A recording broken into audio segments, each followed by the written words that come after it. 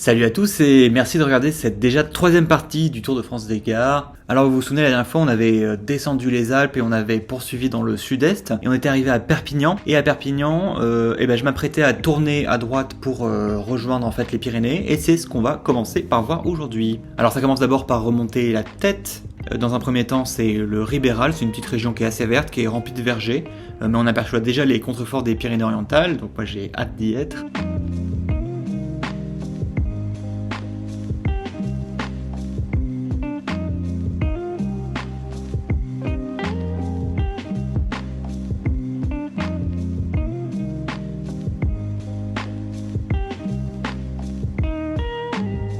Quelques kilomètres plus tard, ça commence à grimper. Dans les Fenouillèdes, je croise les orgues d'Isle-sur-Tête, c'est l'espèce de formation rocheuse assez drôle.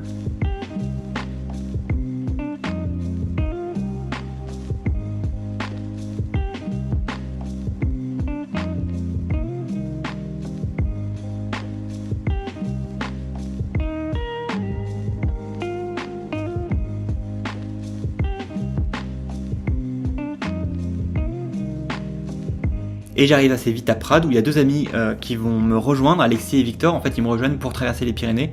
Donc ça va me faire de la compagnie pour cette partie. Donc c'est parti, le lendemain de bonne heure, on part de Prades et on attaque nos premiers cols pyrénéens. Alors on essaie d'éviter la course nationale en prenant par les petites routes, par le Canigou au sud. Ça échauffe un peu parce que ça commence à grimper déjà, mais c'est pas encore les vrais cols. L'environnement c'est très différent. Alors là, il y a des forêts de pins, de sapins. C'est un versant qui est vraiment exposé nord, donc il y a plus de moins de soleil, j'imagine. Ensuite, c'est la colle de la Liose. Il fait bien chaud et je sens qu'on roule quand même un peu plus vite en groupe, mais vous inquiétez pas, c'est compensé par les pauses qui sont quand même plus longues quand on est plusieurs.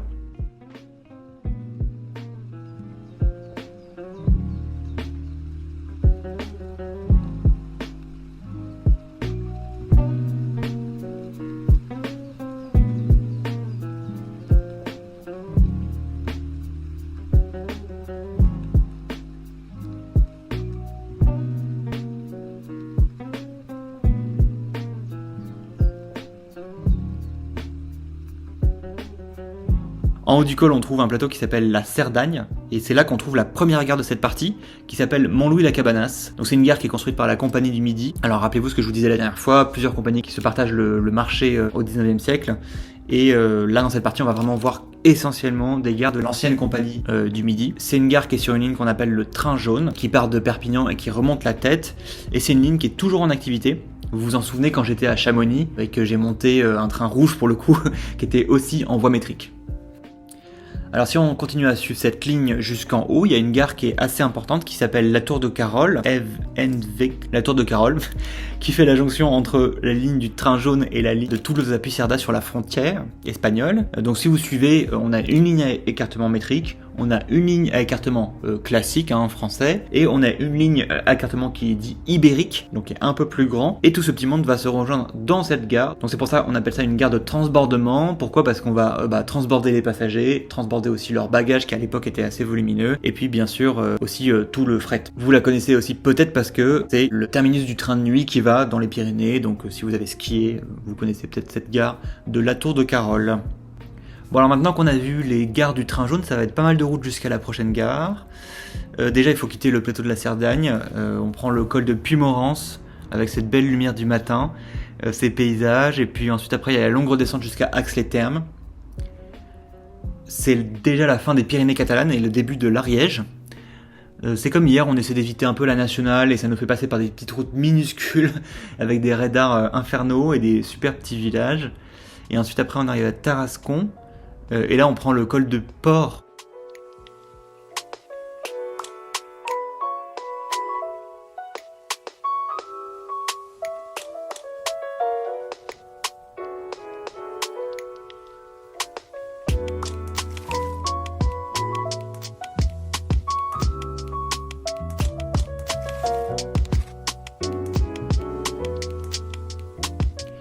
Et donc le lendemain on se lève sous la pluie. Alors j'ai quasiment réussi à éviter la pluie jusqu'à maintenant, mais là, à partir de ce moment du voyage, ça va être un peu un personnage récurrent jusqu'à la fin. Pour l'instant, ça va, on redescend par la vallée du Salat. c'est un peu humide, mais bon, on garde quand même la pêche. Cette petite route-là, elle est encore une fois super agréable sans voiture. Je pense que c'est la route historique qui a été remplacée par la plus grosse qui était de l'autre côté de la rivière. On fait une première pause à Saint-Giron vers 8h30. Cette journée-là, ça va être pas mal de piémont, de plaine en bas des Pyrénées, parce qu'il faut qu'on avance un peu plus vite. J'ai pas le temps de faire l'intégralité des cols pyrénéens, il faut que ça avance, donc on roule un peu sur du plat. Et d'ailleurs, c'est cool d'être à 3 et pas être tout seul sur du plat, parce que du coup, on peut organiser des relais. Et en plus, Victor, c'est un cycliste accompli, donc c'est un bon professeur pour tout ce qui est technique cycliste.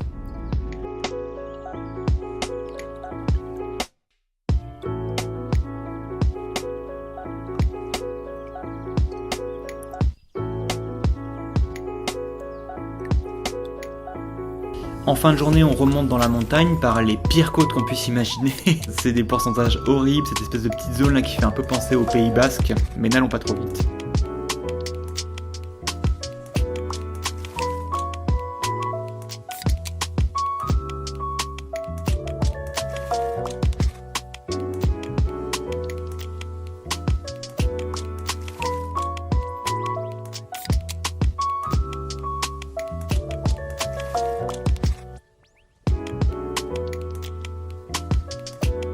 On retrouve ensuite des pentes qui sont plus agréables dans la vallée du Castelboulon, très beau.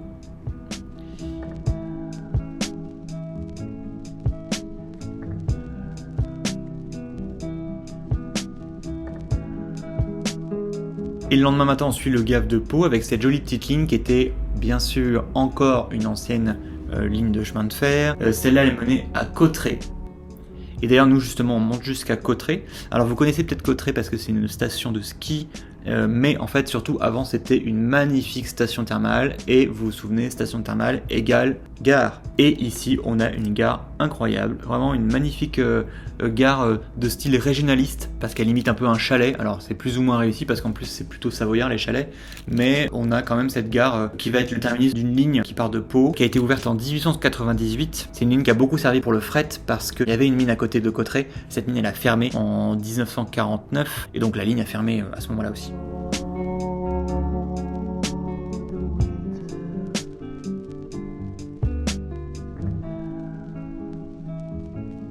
On redescend, et puis on va attaquer directement les célèbres cols du Soulor et de l'Aubisque. Alors je vous laisse profiter, et revenez me dire si vous connaissez un endroit plus spectaculaire sur Terre que ça.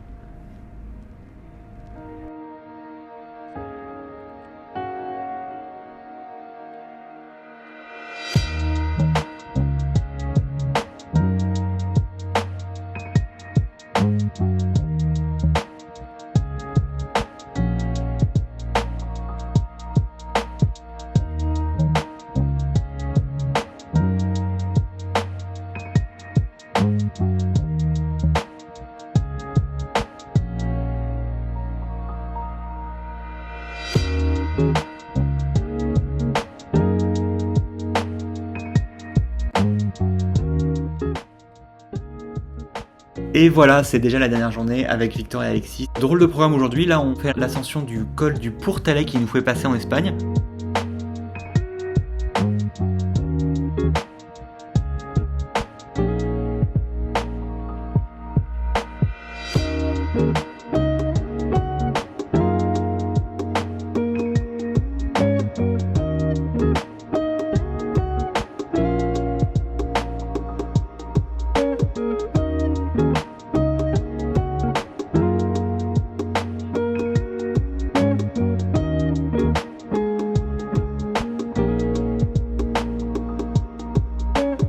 Et là, vous vous demandez peut-être, mais pourquoi aller en Espagne? C'était pas censé être le Tour de France des gares. Et bah, il y a un passage un peu obligé du voyage, une gare que vous connaissez sûrement déjà, c'est la gare de Canfranc. Alors c'est une gare énorme qui est complètement perchée au milieu des Pyrénées. Elle est aussi grande que la gare Saint-Lazare à Paris et elle est ouverte depuis 1928. Alors déjà c'est une gare de frontière, donc c'est une gare qui est pensée pour en mettre un peu plein la vue. Et puis il faut aussi de la place pour permettre le transbordement, mais aussi l'hôtel qui va avec, les restaurants. Mais il faut dire quand même que 1928 c'est déjà un peu tard dans l'histoire du ferroviaire. Cette gare elle va jamais vraiment décoller D'ailleurs aujourd'hui la ligne française elle est fermée, donc elle s'arrête un peu plus bas. Par contre elle est toujours ouverte côté espagnol, et là il y a vraiment des trains plusieurs fois par jour qui montent jusqu'à cette gare de Canfranc. Alors là vous voyez la gare elle est en travaux, quand je l'ai vue en 2021, et aujourd'hui en 2025 c'est un hôtel de luxe qui a ouvert, voilà. Et donc le lendemain on redescend la ligne côté français, donc c'est toujours la pluie torrentielle. En plus une route qui est quand même assez fréquentée, donc je vais pas trop m'arrêter pour voir les anciennes gares qui ont été fermées. Et donc assez rapidement on retrouve le train et on va terminer le trajet en train jusqu'à Pau. Et donc c'est là que Victor et Alexis rentrent chez eux. Alors merci encore de m'avoir accompagné dans les Pyrénées, c'était trop chouette. Et en ce qui me concerne, moi je vais rester faire une petite pause à Pau chez ma tante. Merci aussi de m'avoir hébergé. Et puis on reprend le voyage direction le Pays Basque, plein ouest. Alors il continue à faire un temps horrible, mais bon c'est normal, c'est le Pays Basque.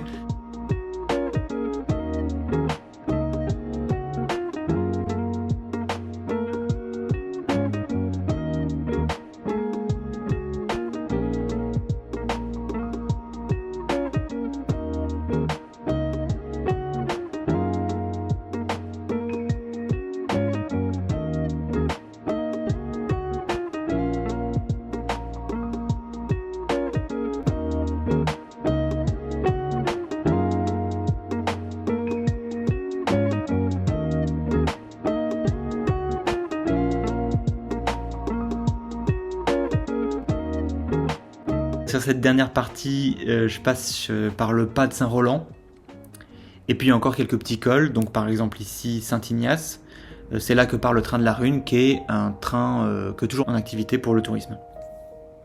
Alors moi j'arrive assez vite à Hendaye, qui est la prochaine gare.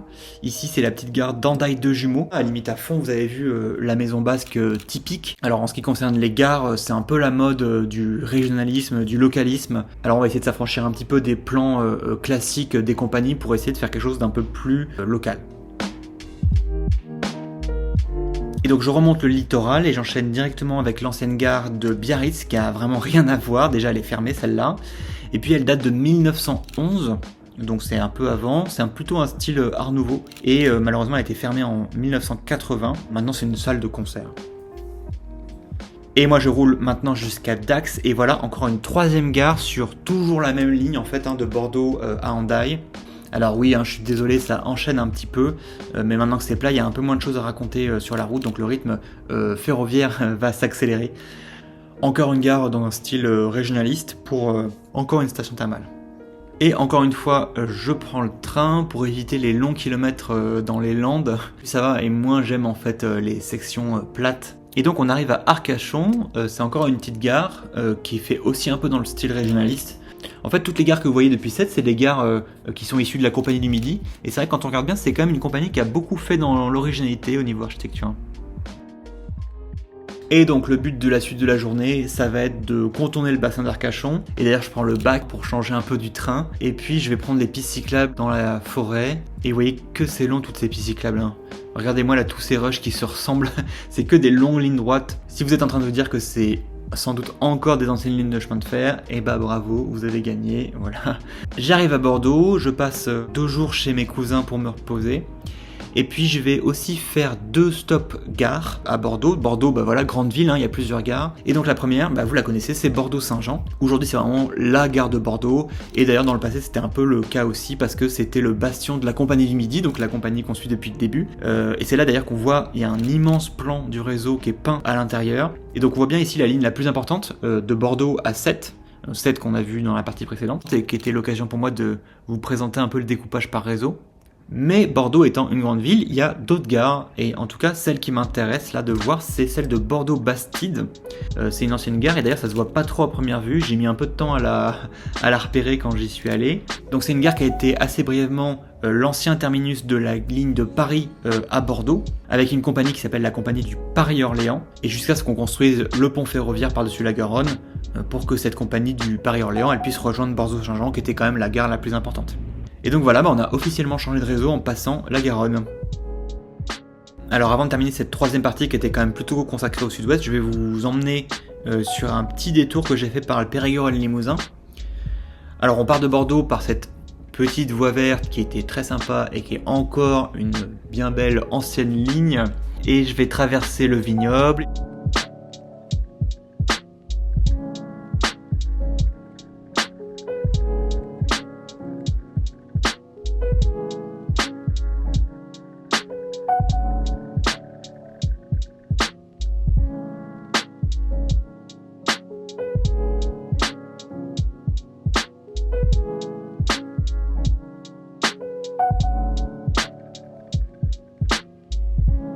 puis je vais arriver le lendemain à Périgueux. Alors c'est une gare que j'avais sélectionnée dans l'itinéraire, j'avoue surtout parce qu'elle était sur la route, c'est pas la plus spéciale, mais vous pouvez noter quand même ces drôles de balustrades à la romaine.